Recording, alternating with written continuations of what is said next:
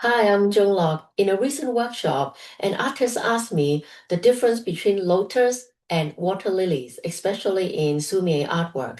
I have to say that there were more lotus painting than water lilies. And then when some artists are painting water lilies, it's kind of obvious that sometimes they actually are confused between the two flowers because water lilies usually the the leaves are kind of lily pads, but then for lotus it's lotus leaf. But then I have seen artists kind of mixing the flower and the leaves. So those are some of the things that we as flower painters should be aware of. So in upcoming workshop, I'm going to focus on the painting of water lilies.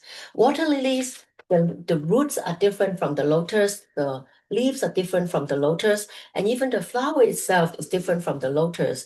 Typically you don't really see the seed pod as in the lotus.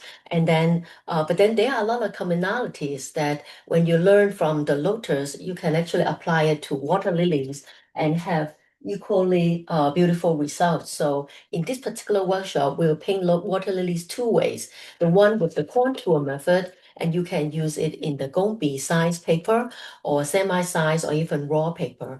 And then we'll also work on the freehand stroke water lilies, so you can apply it with freehand and with the contour or without the outline. So water lilies two ways, and I'll also discuss the difference between lilies and lotus. So hope you can join me in this workshop focusing on water lilies and lily pads. Thank you. Bye-bye.